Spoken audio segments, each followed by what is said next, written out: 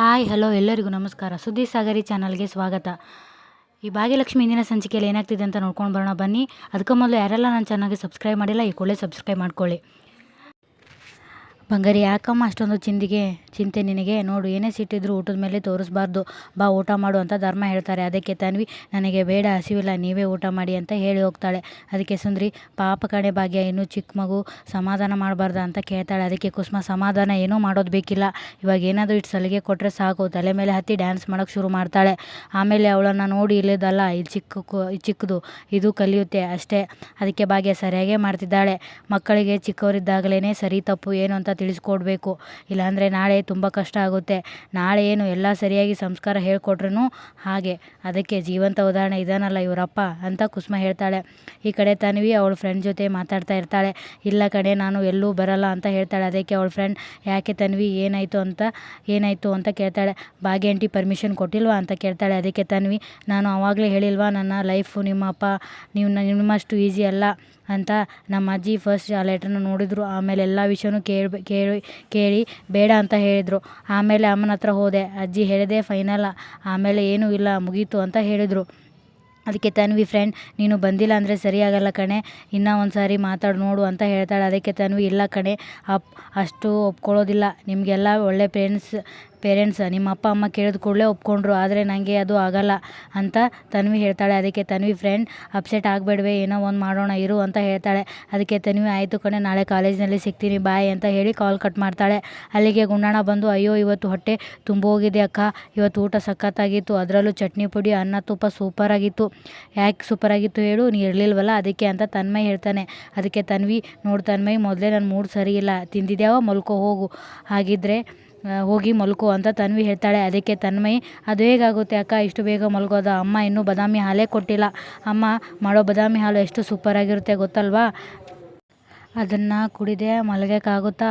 ಓ, ನಿನಗೆ ಹಸಿವಿಲ್ಲ ತಾನೇ, ನೀನು ಹಾಲು ಕುಡಿಯಲ್ಲ ಅಲ್ವಾ ಅಂತ ಕೇಳ್ತಾನೆ. ಅದಕ್ಕೆ ತನ್ಮಯ್, ಸುಮ್ಮನೆ ಇರಿಟೇಟ್ ಮಾಡಬೇಡ, ಹೋಗು ಅಂತ ಹೇಳಿ ತಳ್ಳಿಬಿಟ್ಟು ಡೋರ್ ಹಾಕ್ತಾಳೆ. ಅಲ್ಲಿಗೆ ಭಾಗ್ಯ ಬರ್ತಾಳೆ. ಅಮ್ಮ, ನೀನು ನೋಡ್ದ ಅಕ್ಕ ನನ್ನ ಹೇಗೆ ತಳ್ಳಿ ಬಾಗಿಲು ಹಾಕಿದ್ಲು ಅಂತ.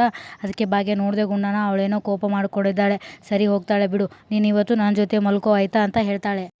ರಾತ್ರಿ ಆಗಿರುತ್ತೆ. ತನ್ವಿಗೆ ಹೊಟ್ಟೆ ಹಸಿವಿನಿಂದ ನಿದ್ದೆನೇ ಬರ್ತಿರ್ಲಿಲ್ಲ. ಎಲ್ಲ ನನ್ನ ಕರ್ಮ, ಸುಮ್ಮನೆ ಕೋಪ ಮಾಡಿಕೊಂಡೆ, ಊಟ ಮಾಡದೆ ಮಲ್ಕೊಂಡ್ಬಿಟ್ಟೆ, ಆದರೆ ಈಗ ಹೊಟ್ಟೆ ಹಸಿವಿಗೆ ನಿದ್ದೆನೇ ಬರ್ತಿಲ್ಲ. ಫ್ರಿಜ್ನಲ್ಲಿ ಏನಾದರೂ ಇದೆಯಾ ಅಂತ ನೋಡ್ತೀನಿ ಅಂತ ಕೆಳಗಡೆ ಹೋಗಿ ನೋಡ್ತಾಳೆ. ಏನೂ ಇರಲ್ಲ, ಆದರೆ ಒಂದು ಪ್ಲೇಟ್ನಲ್ಲಿ ಅನ್ನ ತುಪ್ಪ ಚಟ್ನಿ ಪುಡಿ ಇರುತ್ತೆ, ಅದನ್ನು ನೋಡಿ ತೆಗೆದುಕೊಂಡು ಊಟ ಮಾಡ್ತಾಳೆ. ಆಗ ಅವಳಿಗೆ ನೆತ್ತಿಗೆ ಇರುತ್ತೆ. ಆವಾಗ ಭಾಗ್ಯ ನೀರು ಕೊಡ್ತಾಳೆ. ನೀರು ಕುಡಿದು ಭಾಗ್ಯನ ಗಾಬರಿಯಿಂದ ನೋಡ್ತಾಳೆ.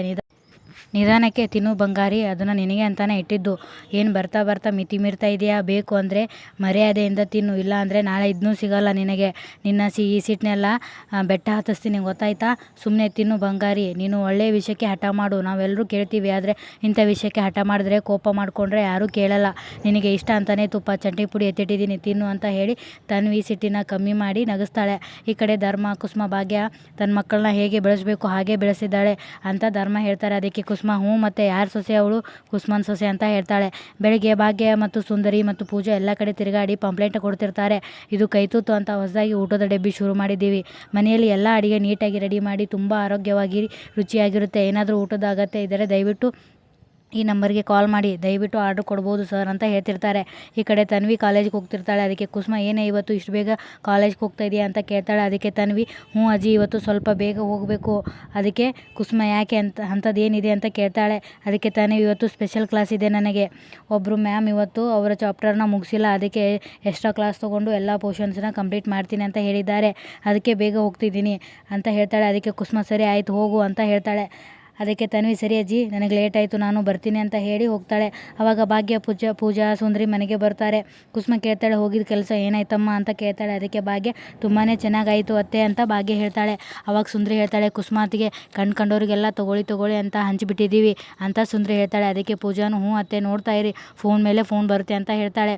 ದೇವರೇ, ಎಲ್ಲ ಚೆನ್ನಾಗಾದರೆ ಸಾಕು ಅಂತ ದೇವ್ರ ಹತ್ರ ಕುಸುಮ ಕೇಳ್ಕೊಳ್ತಾಳೆ. ಈ ಕಡೆ ತಾಂಡವ್ ಕಾರ್ ಡ್ರೈವ್ ಮಾಡ್ತಾ ಇರ್ತಾನೆ. ಆವಾಗ ಶ್ರೇಷ್ಠ ಕಾಲ್ ಮಾಡಿ, ಅಲ್ಲ ತಾಂಡವ್, 10 ನಿಮಿಷ ವೇಟ್ ಮಾಡಿದ್ರೆ ನಾನು ರೆಡಿಯಾಗಿ ಬರ್ತಿದ್ದೆ, ಜೊತೆಲೇ ಹೋಗ್ಬೋದಿತ್ತಲ್ವಾ ಅಂತ ಶ್ರೇಷ್ಠ ಕೇಳ್ತಾಳೆ. ಅದಕ್ಕೆ ತಾಂಡವ್, ಇಲ್ಲ ಶ್ರೇಷ್ಠ, ತನ್ವಿನ ಮೀಟ್ ಮಾಡೋಕ್ಕೆ ಹೋಗ್ತಿದ್ದೀನಿ, ಅದಕ್ಕೆ ನಿನಗೆ ಬಿಟ್ಟು ಬಂದಿದ್ದೀನಿ, ನೀನು ಕಾರ್ ತೊಗೊಂಡು ಆಫೀಸ್ಗೆ ಹೋಗು, ನಾನು ಬಂದು ಜಾಯಿನ್ ಆಗ್ತೀನಿ ಅಂತ ತಾಂಡವ್ ಹೇಳ್ತಾನೆ. ಅದಕ್ಕೆ ಶ್ರೇಷ್ಠ ಬ್ರೇಕ್ಫಾಸ್ಟ್ ಆದರೂ ಮಾಡ್ಕೊಂಡು ಹೋಗಬೇಕು ಅಲ್ಲ ಅಂತ ಶ್ರೇಷ್ಠ ಕೇಳ್ತಾಳೆ. ಅದಕ್ಕೆ ತಾಂಡವ್ ಪರವಾಗಿಲ್ಲ ನಾನು ಹಾಗೆ ಹೊರಟೆ ಅಂತ ಹೇಳಿ ಕಾಲ್ ಕಟ್ ಮಾಡ್ತಾನೆ. ಇವಳು ಮಾಡೋ ತಿಂಡಿ ಏನು ಚಪ್ಪರಿಸ್ಕೊಂಡು ತಿನ್ನೋ ಥರ ಇರುತ್ತಾ, ಅದನ್ನು ತಿನ್ನೋ ಬದಲು ಹಾಗೆ ಹೋಗೋದು ಬೆಟರ್ ಅಂತ ಅನ್ಕೋತಾನೆ. ಈ ಕಡೆ ಶ್ರೇಷ್ಠ ಈ ತಾಂಡವಿಗೆ ತನ್ವಿ ಇದ್ದರೆ ಸಾಕು, ಇವತ್ತು ತನ್ವಿ ಕಾಲ್ ಮಾಡಿದ್ಲು ಅಂತ ಎಲ್ಲನೂ ಬಿಟ್ಟು ಹೋಗಿದ್ದಾನೆ. ಹೋಗಿ ಹೇಗೆ ಇದ್ದರೂ ಚೆನ್ನಾಗಿರಲ್ಲ, ನಾನು ಎಲ್ಲನೂ ಚೇಂಜ್ ಮಾಡೇ ಮಾಡ್ತೀನಿ, ಇವನಿಗಿಂತ ಅವನ ಮಕ್ಕಳು ಮುಂದೆ ಯಾರೂ ಕಾಣಿಸಲ್ಲ ಅಂತ ಶ್ರೇಷ್ಠ ಹೇಳ್ತಾಳೆ. ಈ ಕಡೆ ತನ್ವಿ ತಾಂಡವ್ಗೋಸ್ಕರ ವೇಟ್ ಮಾಡ್ತಿರ್ತಾಳೆ. ಇವತ್ತು ಏನಾದರೂ ಆಗಲಿ ಅಪ್ಪನ ಕಡೆ ಸಹಿ ಮಾಡಿಸ್ಕೊಳ್ಳೇಬೇಕು. ನಿನ್ನೆ ಮನೆಯಲ್ಲಿ ಅಜ್ಜಿ ಎಲ್ಲನೂ ಹಾಳು ಮಾಡಿದ್ರು, ಆದರೆ ಇವತ್ತು ಹಾಗಾಗಕ್ಕೆ ಬಿಡಬಾರ್ದು. ಪಪ್ಪ ಇದಕ್ಕೆಲ್ಲ ಪಕ್ಕ ಒಪ್ಕೋತಾರೆ ಅಂತ ಅನ್ಕೋತಾಳೆ. ಅಲ್ಲಿಗೆ ತಾಂಡವ್ ಬರ್ತಾನೆ. ಪಪ್ಪ ಹೇಗಿದ್ದೀರಾ ಅಂತ ತನ್ವಿ ಕೇಳ್ತಾಳೆ. ಅದಕ್ಕೆ ತಾಂಡವ್ ನಾನು ಚೆನ್ನಾಗಿದ್ದೀನಿ, ನೀನು ಹೇಗಿದ್ದೀಯ ಅಂತ ಕೇಳ್ತಾನೆ. ಅದಕ್ಕೆ ತನ್ವಿ ನಾನು ಸೂಪರಾಗಿದ್ದೀನಿ ಅಂತ ಹೇಳ್ತಾಳೆ. ಅದಕ್ಕೆ ತಾಂಡವ್ ಏನು ಬರೋಕ್ಕೆ ಹೇಳಿದೆಯಲ್ಲ, ಏನು ವಿಷಯ ಅಂತ ಕೇಳ್ತಾನೆ. ಅದಕ್ಕೆ ತನ್ವಿ ಏನಿಲ್ಲ ಪಪ್ಪ, ನಿಮ್ಮನ್ನು ಮೀಟಾಗಿ ಮಾತಾಡಬೇಕು ಅಂತ ಅನಿಸ್ತಿತ್ತು, ಅದಕ್ಕೆ ಕರೆದೆ ಅಂತ ತನ್ವಿ ಹೇಳ್ತಾಳೆ. ಅದಕ್ಕೆ ತಾಂಡವ್ ನಿನಗಾದರೂ ಪಪ್ಪನ ಜೊತೆ ಮಾತಾಡಬೇಕು ಅಂತ ಅನ್ನಿಸ್ತು ಅಲ್ಲ, ಹೇಳು ಏನು ಮಾಡಬೇಕಿತ್ತು. ನೀನು ನನ್ನ ಮಗಳು, ನೀ ಏನು ಬೇಕಾದರೂ ನನ್ನ ಹತ್ರ ಶೇರ್ ಮಾಡ್ಕೋಬೋದು, ಯಾವತ್ತಿದ್ರೂ ನಿನ್ನ ಜೊತೆನೇ ಇರ್ತೀನಿ ಓಕೆ ಅಂತ ತಾಂಡವ್ ಹೇಳ್ತಾನೆ. ಅದಕ್ಕೆ ತನ್ವಿ ಪಪ್ಪ ನನಗೆ ಒಂದು ಸಲ ಅನಿಸುತ್ತೆ ಅಮ್ಮನಿಗಿಂತ ನೀವೇ ನನ್ನ ಚೆನ್ನಾಗಿ ಅರ್ಥ ಮಾಡ್ಕೊಂಡಿರೋದು ಅಂತ ತನ್ವಿ ಹೇಳ್ತಾಳೆ. ಅದಕ್ಕೆ ತಾಂಡವ್ ಒಂದು ಸಲ ಅಲ್ಲ ತನ್ವಿ, ಯಾವತ್ತಿದ್ರೂ ಪಪ್ಪನೇ ನಿನ್ನ ಅರ್ಥ ಮಾಡ್ಕೊಂಡಿರೋದು. ಹೌದು ಅದು ಏನೋ ಕೆಲಸ ಆಗಬೇಕು ಅಂತ ಹೇಳಿದ್ಯಲ್ಲ, ಏನದು ಅಂತ ತಾಂಡವ್ ಕೇಳ್ತಾನೆ. ಅದಕ್ಕೆ ತನ್ವಿ ಏನಿಲ್ಲ ಪಪ್ಪ, ಇದಕ್ಕೆ ನಿಮ್ಮದೊಂದು ಸಿಗ್ನೇಚರ್ ಹಾಕಬೇಕಿತ್ತು ಅಷ್ಟೇ ಅಂತ ಹೇಳ್ತಾಳೆ. ಅದಕ್ಕೆ ತಾಂಡವ್ ಅಷ್ಟೇನಾ, ಕೊಡು ಹಾಕ್ತೀನಿ, ಎಲ್ಲಿ ಹಾಕಬೇಕು ಅಂತ ತಾಂಡವ್ ಕೇಳ್ತಾನೆ. ಅದಕ್ಕೆ ತನ್ವಿ ಇಲ್ಲಿ ಪಪ್ಪ ಅಂತ ಹೇಳಿ ತೋರಿಸ್ತಾಳೆ. ತಾಂಡವ್ ಸಿಗ್ನೇಚರ್ ಹಾಕ್ತಾನೆ. ಈ ಕಡೆ ಭಾಗ್ಯ, ಕುಸುಮ, ಪೂಜಾ, ಸುಂದರಿ ಎಲ್ಲರೂ ಲ್ಯಾಂಡ್ಲೈನ್ ಮುಂದೆ ಕೂತ್ಕೊಂಡು ಕಾಲ್ ಬರುತ್ತೆ ಅಂತ ವೇಟ್ ಮಾಡ್ತಿರ್ತಾರೆ. ಅಲ್ಲಿಗೆ ಸುನಂದ ಬಂದು ಏನು ಎಲ್ಲರೂ ಫೋನ್ ಬರ್ತಂತ ಕಾಯ್ತಿದ್ದೀರಾ, ಯಾವ ಫೋನು ಬರಲ್ಲ, ಇದೆಲ್ಲ ಆಗದೆ ಇರೋ ಕೆಲಸ, ಹೋಗಿ ನಿಮ್ಮ ಕೆಲಸ ನೋಡ್ಕೊಳ್ಳಿ ಅಂತ ಸುನಂದ ಹೇಳ್ತಾಳೆ. ಅದಕ್ಕೆ ಸುನಂದಕ್ಕ ಯಾಕೆ ಹೀಗೆ ಮಾತಾಡ್ತೀರಾ, ಸ್ವಲ್ಪ ಸ್ಟಾರ್ಟಿಂಗ್ ಟ್ರಬಲ್ ಅಷ್ಟೇ, ಒಂದು ಸತಿ ಫೋನ್ ಬಂತು ಅಂತ ಇಟ್ಕೊಳ್ಳಿ, ಫೋನ್ ಮೇಲೆ ಫೋನ್ ಬರ್ತಾನೆ ಇರುತ್ತೆ. ಭಾಗ್ಯ ಫೋನ್ ಬರುತ್ತೆ, ಡೋಂಟ್ ವರಿ, ಬಿ ಹ್ಯಾಪಿ ಅಂತ ಸುಂದ್ರಿ ಹೇಳ್ತಾಳೆ. ಅದಕ್ಕೆ ಪೂಜಾ ಹೌದು ಸುಂದ್ರಿ, ನನಗೂ ಯಾಕೋ ಹಾಗೆ ಅನಿಸ್ತಾ ಇದೆ ಅಂತ ಹೇಳ್ತಾಳೆ. ಅದಕ್ಕೆ ಸುನಂದ ಅನಿಸುತ್ತೆ ಮಾಡೋ ಕೆಲಸ ಇಲ್ಲ ನೋಡಿ, ಅದಕ್ಕೆಲ್ಲ ಅನಿಸುತ್ತೆ ಅಂತ ಸುನಂದ ಹೇಳ್ತಾಳೆ. ಅದಕ್ಕೆ ಧರ್ಮ ಸುನಂದ ಅವರು ಏನೋ ಹೊಸ ಪ್ರಯತ್ನ ಮಾಡ್ತಿದ್ದಾರೆ, ನೋಡೋಣ ಏನಾಗುತ್ತೆ ಅಂತ ಹೇಳ್ತಾರೆ. ಅದಕ್ಕೆ ಸುನಂದ ಸರಿ ಆಯಿತು, ನೋಡ್ತಾನೆ ಇರಿ, ಆ ಫೋನ್ ನೋಡ್ತಾನೆ ಇರಿ, ಅದಕ್ಕೊಂದು ಫೋನು ಬರಲ್ಲ ಅಂತ ಹೇಳ್ತಿರ್ಬೇಕಾದ್ರೆ ಫೋನ್ ಬರುತ್ತೆ.